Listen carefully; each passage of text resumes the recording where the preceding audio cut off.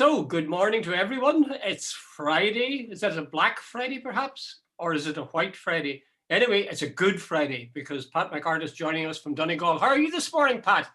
Absolutely grand, Jude. Lovely. It's a beautiful day here. Sun splitting the rocks. It's lovely. Yeah, it's You're lovely. blessed. Blessed. It's good to Uh, be alive. It's not. There's no absolutely. great sunshine here, and they say there's going to be rain, and the temperature has dropped. But it's good to be alive. Good to be alive. Jude, I forgot to tell you, I've been banned by Facebook for 24 hours. Aha! I know No, that feeling. there's a guy on yesterday who's chatting about he admires Putin and whatever, and that Joe Biden is so weak and so on. I presume he's an American, anyway, or a Trump supporter. Anyway, I says, what about bringing back Hitler? I put a question mark, and I've now been banned by Facebook. Well, that's a bit like. That's how arbitrary and stupid Facebook is. I asked a question as I sort of ironically, no, this guy's like Putin, all his opponents are either commit suicide by falling out windows or poisoning and themselves. And, and I actually was sort of said, "Are you serious?" And yet I'm the one's banned. He's probably all right. Yeah, well, you see, the thing is, I'm pretty certain that that's done not by a human, but by some system that they have, and that certain words trigger, closed down for 24 hours. I had a similar experience actually. Oh God, about 15 years ago now, when I was working. They had some sort of internet or communication system within the university, and I was having dialogue on the emails or exchanging comments with students, and at one point I used the phrase, "Well, I hope you're all well settled in at the battlefront, and by now have become hardened soldiers," and they immediately shut me down. Because I was talking militant stuff.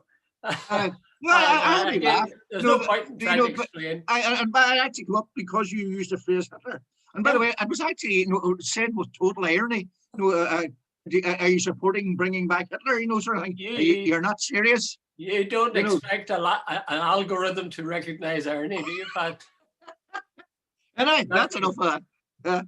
Anyway, speaking of irony, shall we proceed? Yeah. Shall we move with caution? I feel we're approaching this day, and I'm sure both our viewers know what we're talking about. We're approaching this as if today's topic as if it were a landmine, because there's so many things about it that, well, they're sort of dangerous or explosive or appear to be, because anytime they've been handled by some politicians, they really have exploded in their faces. So, of course, what we're talking about is the Puts debacle or the DUP, or the meltdown, whatever way you want to call it. The Guardian, we were supposed to be talking about what it says in the papers. The Guardian described this as a leadership meltdown.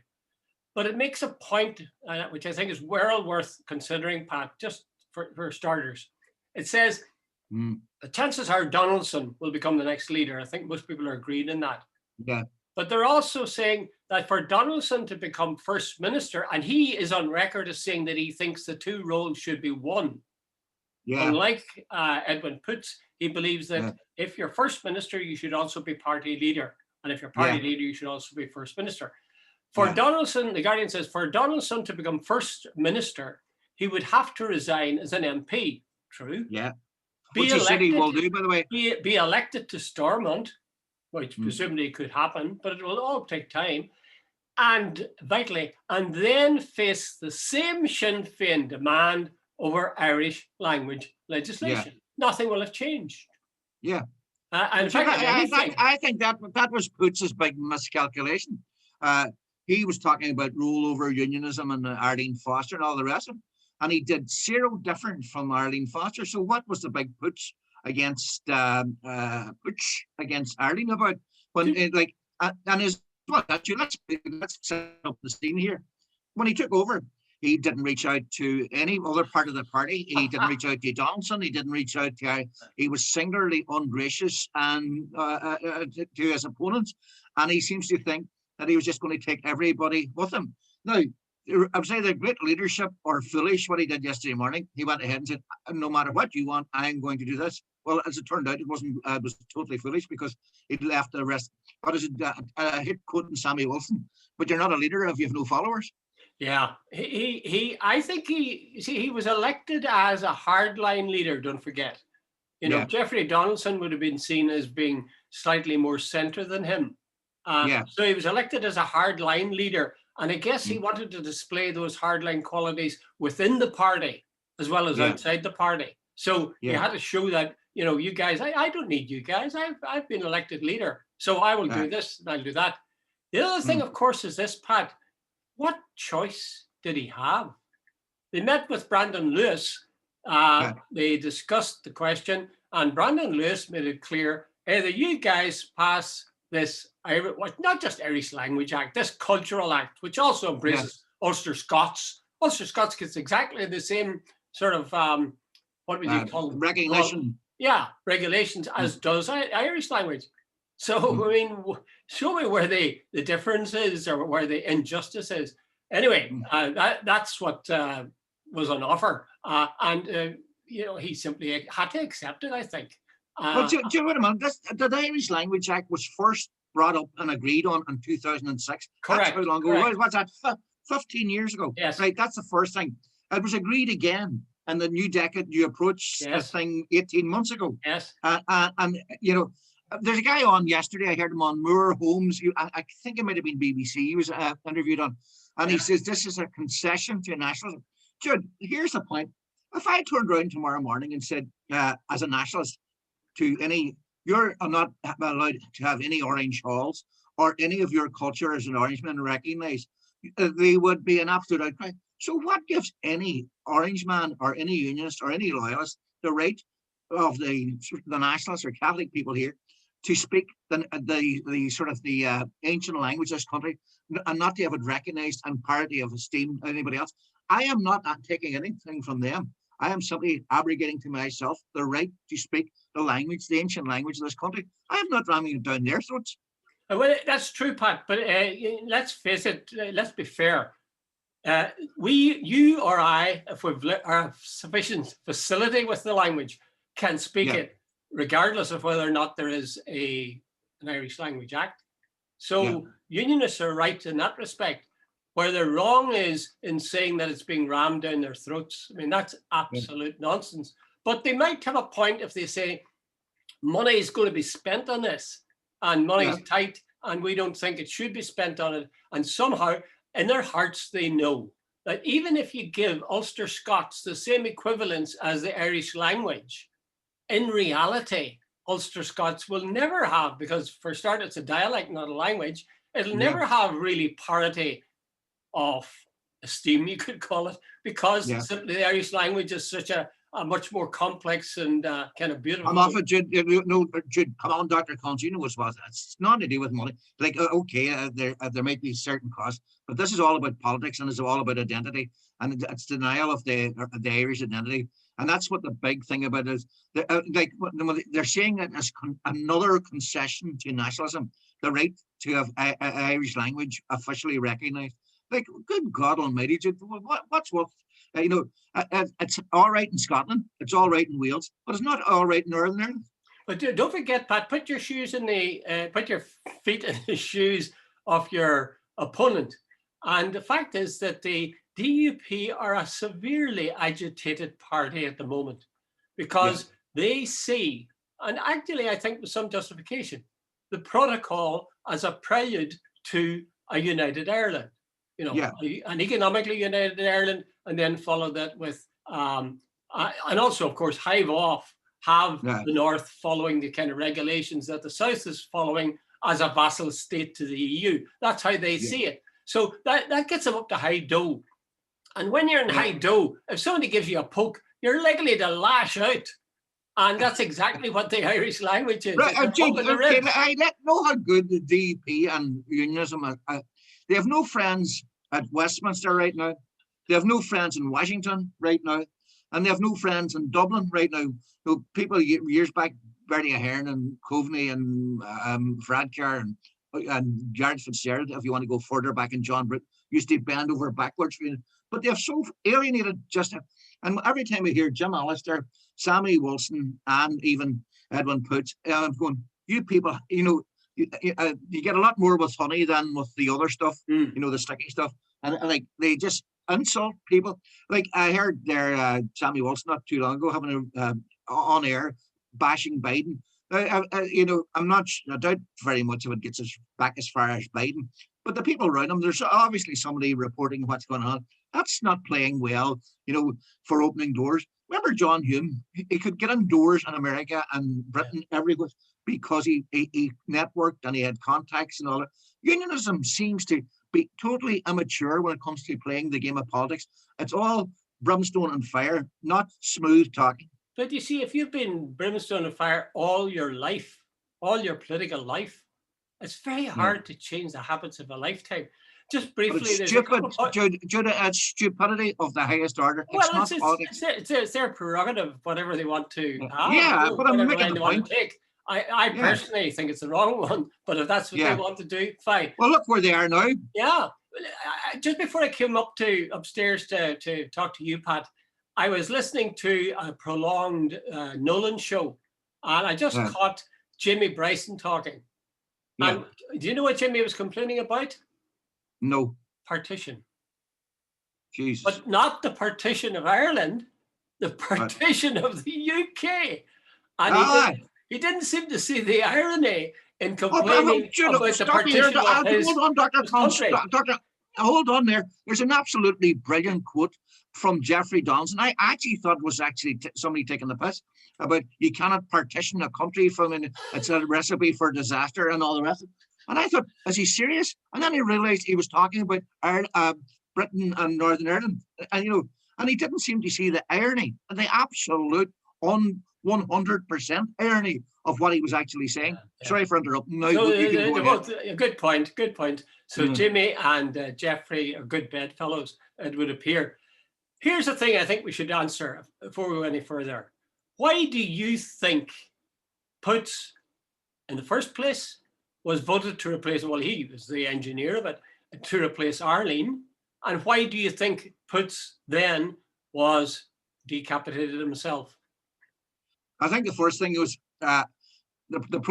Arlene went from hero to zero, and no matter at one stage when Brexit was going their way and Theresa May was, they were holding the Westminster by the short and curlies every which way. The DUP was front and centre on everything, and even Boris Johnson was arse-licking them to a degree it was nearly blood vomit. What a coarse expression, Pat. I know, but it's fine. He came over to them, and they were all, you know, and so on. And then they got royally screwed when he signed the. So Arlene went from hero to zero in a matter of a couple of weeks, and they overplayed their hand totally. And then, of course, once she's after the Bobby Story thing, she demanded, and I think overplayed her hand again by demanding the resignation of the chief constable, and that was never going to happen. And then, of course, when it was found out that the what do you call it, the public prosecution service had no charges here, and when it was reviewed, the same, no charges. So and the chief constable isn't going anywhere. She was weakened again. So the whole thing just started to crap, and I think then unionism was up to hey do about all this, that the sinners are getting away with this, and Arlene is seen as a weak leader. So bring in Edwin Poots, the hardline guy. Okay, so she was dumped because she was too weak. She hadn't delivered on her. She made a threat that she couldn't deliver on, namely, and then bring in Edwin. He's a hard man. Enter Edwin. So why is exit Edwin now? Because I think, hey, Jude, when you won 1917, sorry, by only 2 votes, you know, and you don't reach out to your opponents, you don't bring anybody aboard, you leave a meeting where there's all this talk about, and he agrees, obviously he must have agreed with Brandon Lewis about the, look, you go ahead with this, we'll bring in the Irish Act by September. He must have agreed some sort of deal with Brandon Lewis and Sinn Féin in regard to because they were going ahead. And then he goes to a meeting of the DUP and he says, no, don't nominate Paul Givan and what do you call it, we're not agreeing with this Irish Act. And he leaves the meeting while they're still chatting and goes down and nominates Paul Givan, and away they go. So I think he sort of said, right, either you're with me or against me, and it was high stakes, and he lost. But when he was nominated or when he was elected, that famous letter was sent. There was 23 or 24 of the whatever number, 30 or 28, were saying we want Arlene out. So the other side of that coin is we want Edwin in. Yeah. How was it? What sin did Edwin commit that majority, that very strong majority in favor of him, well, at least it was a majority, where did they go? What happened? Because virtually none of them are now supporting him, or were even supporting him before he fell. I think that they thought that Edwin was going to be, he was going to turn down the Irish Language Act. He was going to overturn the protocol. He was going to, I think, to use your term one time, I think they thought he was going to go to the streets. He was going to be a totally hardline. And in actual fact, he just simply more of the same as Ireland. And suddenly the Irish Language Act is going ahead. The whole thing about the protocol has been sort of downplayed. And it looks like Brandon Lewis has sort of said, look, we're giving Sinn Féin the Irish Language Act, whether you like it or not. So suddenly. So are you saying, Pat, are you saying that he had a sort of a conversion on the road to Damascus, that he saw that he couldn't stand against these things, or that it was wrong not to allow an Irish Language Act or a cultural act, or what was it? I think Brandon Lewis probably said to him, wait a minute, this here is the Irish Language Act is agreed in 2006. It was agreed again. It's like this, either you guys agree this or I'll introduce it, because it was part of the agreement. And I don't think, you know something, you know that phrase you use all the time, when you're going to be hanged in the morning, it sort of can concentrate the mind. I think every time unionists makes a demand like that, become a way weaker. And I think he saw the writing on the wall. Look, if we want Northern Ireland to keep going, we need the last thing we need is the Stormont to be either prorogued or whatever it is, suspended, because that is the total instability. And then, Jude, if Stormont goes down again, I don't think it's coming back up. Yeah. Jim Allister was on RT this morning, and they called Simon Coveney an interloper, and they accused, I think, basically Sinn Féin of blackmail and holding the place to ransom. And I'm going, Jim, do you not realize there's about 48% of the people in this place nationalists? No, you don't speak for them. Yeah. I'm wondering if Edwin Poots was elected because he was more hardline than Arlene. Yeah, that's what it was. He was decapitated himself because he wasn't sufficiently hardline. Yeah. Right? Yeah, because he obviously he nominated Paul Givan and was obviously willing to play the game. Yeah. And does that mean that the voters for the DUP are going to decamp and flood into the TUV? Is this the end? Is this the end? I think you know so. Yeah, you remember the old one about as the shadow of the substance. I think Tony Blair sort of put it to John Hume along the way. Like we may as well talk to the DUP and Sinn Féin, because they're the people that are stopping this the whole deal getting together here. Well, the unionists who are going to oppose us, they're all heading towards that sort of hardline position anyway. So we may as well cross that bridge. You know, if they're all heading towards the Jim Allister, that the Nationals don't have any rights here, that there should be no Irish language, that we're totally British and we should fly the flag wherever we want, whenever we want, we should march wherever we want and whenever we want, and the Nationals have no right to objection. Dublin should keep its nose out. We are British, and sort of, if that's the line of unionists who want to go down, and they sort of ignore the reality that you know that it's not 1921, this is 2021. If that's the road one, maybe that's the reality. A wake-up call for everybody, because they're to turn around and say that an Irish Language Act is some way taking away from them. You know, it's ridiculous. Unionists are not being asked to speak Irish. They're not being asked to sort of get into the civil service if they pass the test in Irish. It's not going to be rammed down their throats at school. It's an acknowledgement of the 48%. You know, and by the way, Jude, it's not. I don't even think there's that many nationalists want to speak Irish. What they want is the right or the party of esteem for their cultural identity and for their national identity. Yeah, and actually, I think it's well to remember, and we shouldn't talk anymore in terms of an Irish Language Act and not add on that it's part of a cultural package. There are 3 bills, as far as I remember, sitting ready to sign since 18 months ago or there about the Irish language, Ulster Scots, and some other thing about cultural identity. There's 3 bills sitting ready, and it's been opposition from unionism that has stopped them going forward. Okay, so we know from Brandon Lewis that if the Assembly doesn't pass an Irish Language Act, that he will see to it that it is passed in Westminster by October. Yeah. What do you think unionists / the DUP are going to do between now and then? Are they going to pass it? Are they going to not pass it and wait simply for Brandon Lewis to implement it? Or are they going to do something else? No, I don't know where you, Jude. That's Jesus. Hard one, eh? Why didn't you ask me to give you the lotto numbers? Jude, I haven't a notion what they're going to do. Well, what I mean asking is, I don't know the answer myself, so I thought you might. No, Jude. I think to use that what unionism is in turmoil, Jude. It's really, and it's in a corner, and it's sort of dangerous. They're sort of nice. What is an animal trap sort of starts devouring itself, sort of thing. Well, right here, I'll go take it back to you. See, tomorrow morning, if Jeffrey Donaldson was elected leader of the DUP, do you think he will be able to stick a plaster over all the divisions that are in the party right now? No, I don't think so. And do you note the irony in that? Jeffrey Donaldson, when he was running against Edwin Poots, was the centrist candidate.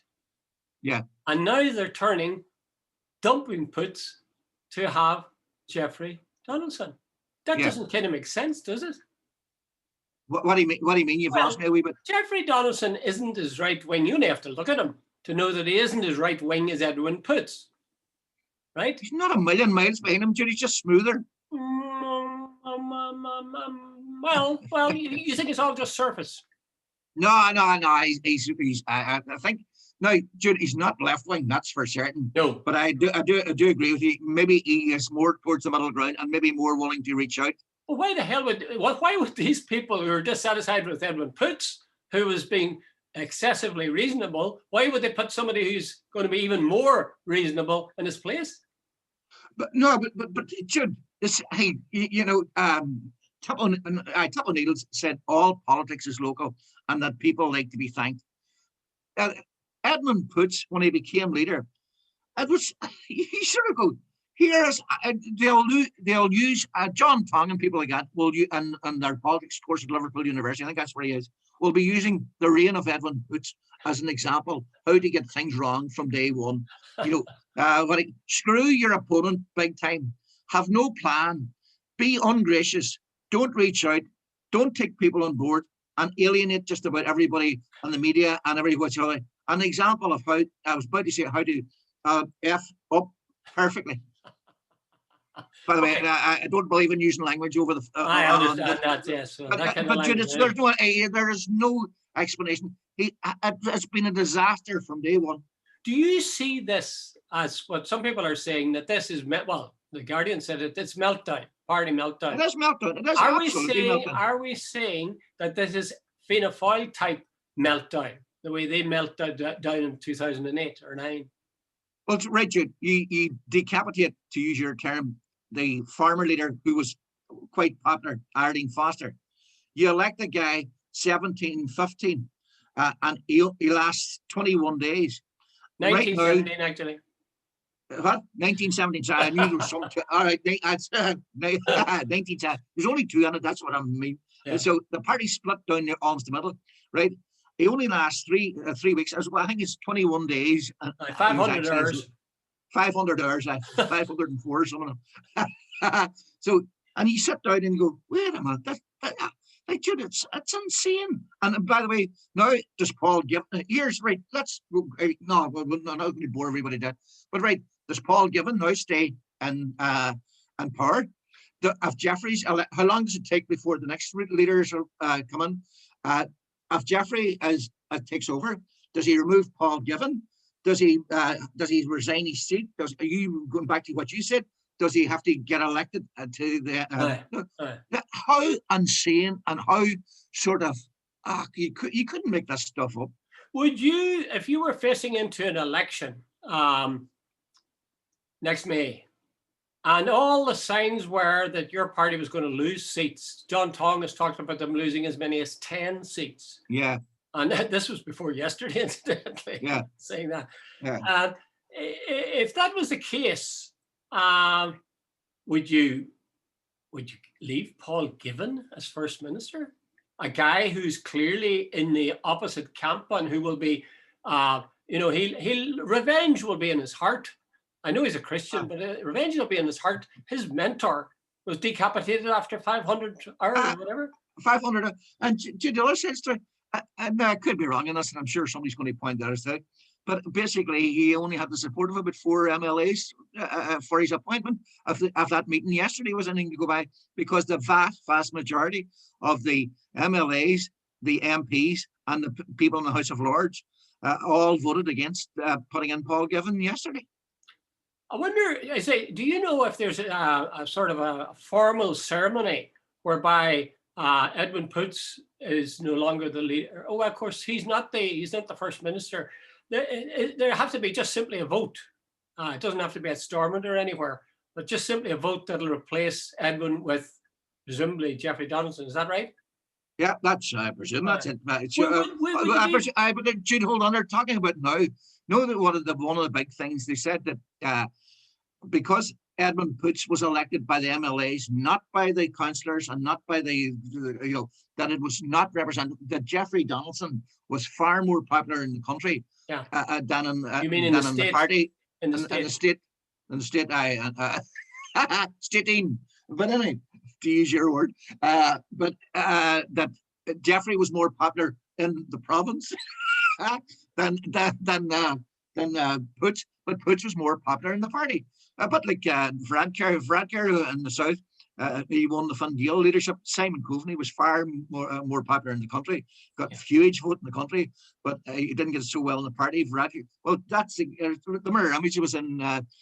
Poots is not popular, and Jude, he was never a big electoral draw, in the same way as Jeffrey, Daniel O'Donnell, smoothness. Yeah.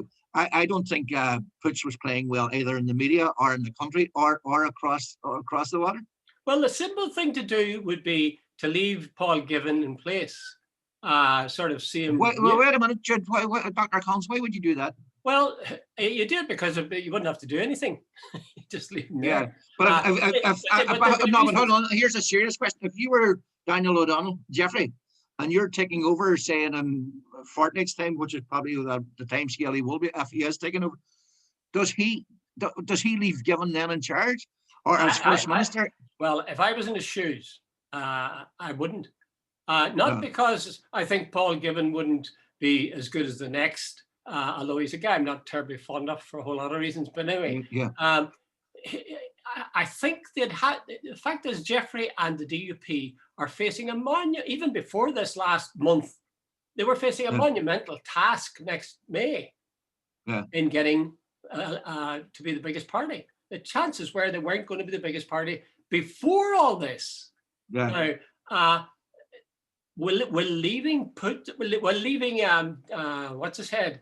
Paul Given in place, is that going to suggest a turning over of a new leaf, a new dynamism moving into the party, pulling back from the losses that they're facing as things stand? I don't think it would. So my guess would be, at least what I would do, is I would try to get one of my own people in, somebody who's got full of, the kind of energy and even good humor that the likes of Boris Johnson has, that attracts voters very much. New broom, but an acceptable new broom, but a new broom that's as right-wing as they want it to be. Now, is there anybody in the DUP would fit that bill? You're just... It has to be an MLA, it can't be an MP. It can't be an MP because I think it takes too bloody long. Or will they take the time? Judge, what you're after saying, there's not one person I know that sort of pro forma thing you've just after outlining, good with the people, charming, good humor and all that. There isn't anybody anywhere close in the DUP that fits that sort of guidelines you've just put out there. Okay, here's one for you. Can you name them? Well, who was the one that they went to asking about the fate of Edwin over the last 24 hours? Who did the media go to speak to about? Who did the media speak to? The only person I saw on regular was Emma Little Pengelly. No, I would disagree. The person I saw most often was Sammy Wilson.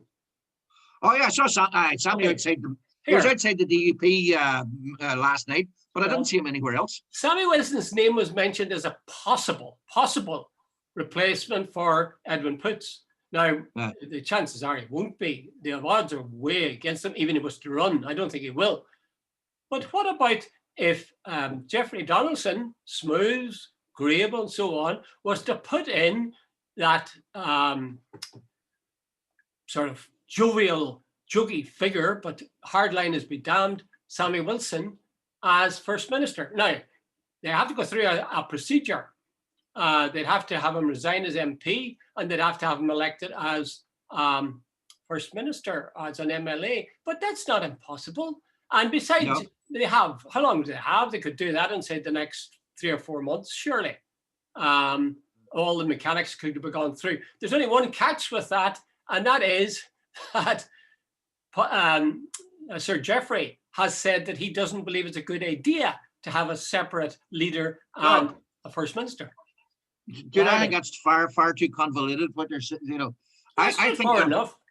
No, but not convoluted at all. Not convoluted. It's not convoluted. That is convoluted. All he has to do is resign as an MP. That's not hard to do. And all he has to do is be elected as an MLA. That's absolutely. You get somebody to put in to sacrifice themselves for the party. One of their MLAs will resign, and Sammy will be in on a. It's absolute bollocks, Jude. And I'll tell you why.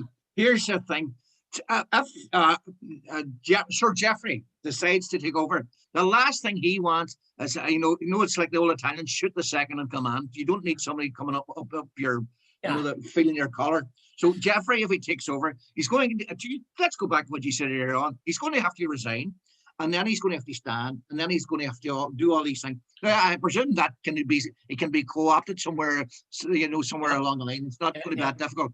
But Pooch's big mistake was saying as well, another thing, that he's going to be leader of the party, but he wasn't going to take over the First Minister. And the difference here was he was actually going to be a member of his own cabinet. It was Jude. Can you imagine trying to? It's like Jerry Adams, the leader of Sinn Féin, saying Martin's going to be the top dog, but I'm going to be sitting at the table as well. Sort of like the puppet master sitting down the table, but the puppet sitting up at the top. That will not be the case. That would not be the case with. Doesn't have to be the case with Jeffrey Donaldson and Sammy Wilson. Supposing Sammy Wilson were First Minister, Jeffrey Donaldson doesn't have to. He actually would have his hands full in reshaping and reinvigorating the party so that they don't lose John Tong's 10 seats, as he said it. But Jude, I think the whole thing, if you want to lead of the DUP, is to be at the top table, to be the First Minister. It's not like Sinn Féin. Sinn Féin have an All-Ireland project, the SDLP have an All-Ireland project. If you're the DUP, the First Minister is where it's at, and I think that for them, like Paisley took the job, Trumbull took the job, even though Trumbull was the UUP, but like in Northern Ireland terms, First Minister is where it's at for unionism. Well, do you think then, would you say that Geoffrey will become First Minister? That's what I think he's on record. Westminster, and he has to get elected at. But I think he's already on record as saying that if he was elected leader, he would give up the Westminster seat and come back to Northern Ireland. So he's whistling a different tune from what he said before. I'm open to correction that, but I'm pretty certain I remember either hearing it or reading it that he said he would. I wonder, that would, to my mind, that would suggest that these guys in the actual legislature aren't doing a hell of a lot of work, because, as I say, somebody has to take the DUP by the collar and, make them straighten up and fly right, because if they don't, they're going to be destroyed. Well, Jude, the obvious thing Somebody has to do something radical with the party and re-energize it. And if he's in Stormont all the time as the First Minister, he's going to have all sorts of tedious duties to do there, and he won't have the time or energy for doing the revamping of the party. Right, Jude. Here, next May is they could be before that, but the next Assembly elections are scheduled for next May, right? The DUP are in free fall or whatever it is at the minute. Whether they can actually stop that and reunite is another matter. But right, there's I was listening to the BBC Radio Ulster news thing program from 46 yesterday. I was listening to it for about an hour, and some guy was on with Declan Harvey, and basically some guy sent in this thing that there were 5 young people, and they had all joined the DUP together, and they were all peeling off, and they were joining the DUV. And I presume there are other on the other end of the wing saying, "Wait a minute, this party is not reaching out," and they would be less, but they were probably moving towards either Doug Beattie's the Beattie bounce of the UUP or the Alliance Party. Now, if the DUP come away down, like Sinn Féin, no matter what, is unlikely to lose too much in the coming days. So come next May, if the DUP keep going the way they're going, it's a cert that Michelle O'Neill, if she's still alive and all, that she will be the First Minister. So there's another massive kick in the teeth for unionism and loyalism. So suddenly, there was no friends in Westminster, no friends in Washington, no friends in Dublin, and a Shinner as First Minister. You sort of say, this is dangerous days for unionism. Yeah, it is. And they still have that problem no matter what way they turn. But there is one thing to keep in mind. Brandon Lewis isn't saying, I'm going to bring in this act tomorrow or next month if you guys don't pass it in Stormont. He said next October. Now, that's how many months? There's June, July, August, September, October. So 4 months. 4 months of the marching season. It's conceivable. Now, I'm not trying to be a scaremonger, but it is conceivable that there could be enough loyalist disruption of society that the British government will be encouraged to think again before they decide to pass. There's been frequent mentions by various unionists, and that we've seen violence on the street. And it's and they always say we oppose it, but they keep mentioning it. Right. Exactly. Well, do you not think that's a possibility? Absolutely, of course it is. And what will the Brits do if that happens? I wonder. What will Brandon Lewis and company, put them down and put them in their place and say, we're not going to be held for ransom by. I don't think. I think the last thing the Brits want at this stage is bringing troops back onto the streets and around there. It took them that long, 30 years to get the troops off the street. They ain't going to bring them back. And as well as that, I think there's been a lot of marching, I think every Friday night in various places in loyalism. Now, and apparently none of these marches have been put through either the cops or the Parades Commission. So the cops are going to be spread very thin, and Carrickfergus, Portadown, Ballymena, or wherever the hell else they're going to be, Shankill Road. Yeah. So I don't know. This could be a very long, hot summer. But Jude, I think every time loyalism doesn't get its way, there's always this sort of threat. And by the way, they accuse nationalism of, like, the nationalism is not saying anything to loyalism. By the way, you can't do this or you can't do that or whatever in regard to culture. So that this whole thing is, I still think, Ian Paisley agreed an Irish Language Act way back in 2000. Ian Paisley, the big, so what is the big problem now? Well, as I say, they're just scared. They're scared that they find themselves second minister or maybe even third party. They could come in third. It's conceivable. Or even somebody said they could, the way things are, they could come in fourth. You could be passed out by Alliance. You could be passed out by Ulster Unionists. You could be passed out by the SDLP, as well as Sinn Féin. So they're in a very febrile, is that the word? Febrile. Yeah, febrile, that's a very good word, yes. So they may well turn to, it is a lever. And it's a lever that they have never quite renounced. They say, and you can argue that they're being honest when they say it. They say, there's a danger of violence, of part of the population, the loyalist population, turning to violence because they're frustrated at every turn. Now, your man from the unionist community, what's his name? David Campbell. Joey, David Campbell. No, a little. Oh, Joel God. Keys. No, Bryson. no, Jimmy Bryson. Jimmy. Jane We Russell. got there eventually. Jane Russell. Jimmy Bryson is forever making little hints that, you know, people will not take this kind of thing. Yeah. And I mean, that's code for there'll be paramilitary action. It's just sort of scary. It's and as you say, the Brits would be reluctant to bring in the British Army to do anything about it. And these guys might have done. If the DUP were able, with a wink and a nod, to arrange things so that Brandon Lewis didn't dare bring in an Irish Language Act in October, that could show you a transformation in popularity. This is the party that really holds their ground, doesn't give in to difficulties, tells the British government where to get off. But hold on, Jude. Hold on.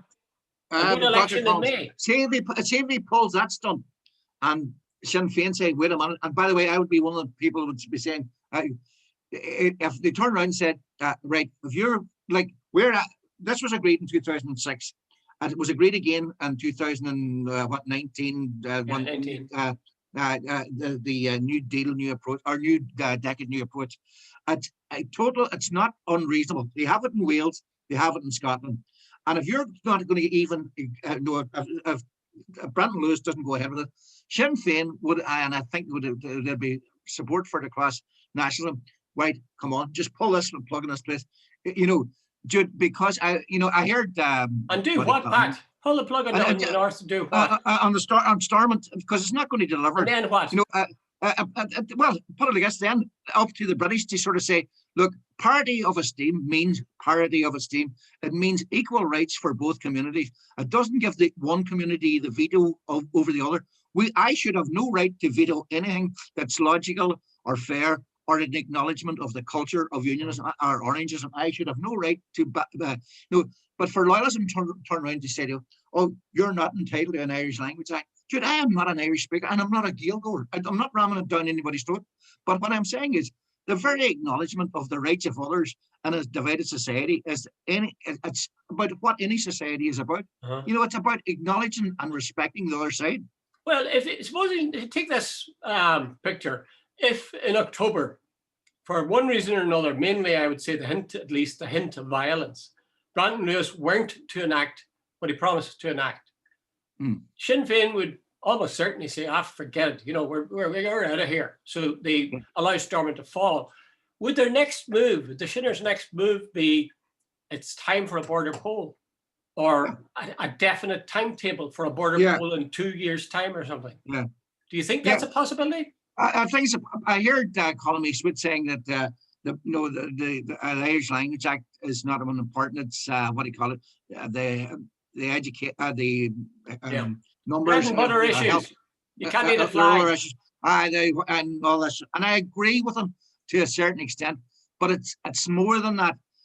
The whole thing about the Irish Language Act is not about the numbers on waiting lists for hospitals, or it's not about education spend or anything. It's about acknowledgement of the rights of another community, and it's symbolically very, very important. And that's what it's about. And it's about, something, Jude, if the unionism was really smart, an Irish Language Act, here you take it. You can't eat it. It doesn't change the constitutional position one iota. And in fact, if you probably give it to the Nationals, it would disappear as an issue and so on. And I keep hearing a couple of unions who say the way Peter Robinson says it's just to be inclusive and generous. That message doesn't seem to be getting across to loyalism or unionism. Well, do you think of the DUP? Back to this question again. Do you think the DUP are in terminal decline? Are they like Humpty Dumpty? Are they now smashed? Can they ever be put together again? Jude, the next month or so, if Jeffrey comes in and he's able to concrete over the cracks and right, he might be able. But see if he comes in and keeps factionalizing the way. Jude, right now they are in free fall, and unless it's that sort of is fixed very, very quickly, I think the party. I think there's already 2, if not 3 parties within the DUP as we speak. Well, I'm thinking of another party that had a similar sort of experience, Fianna Fáil, or to use the 2 words Fianna Fáil was really like poison in people's mouths. Now that party came back, and its leader is presently the Taoiseach. So never say never. Never say never. Well, never. But Jude, it took them what, about 12 years to sort of. Well, maybe that's what they have to go through. Maybe that's what the DUP has to face. That they have to have this chastening experience in order to build up again.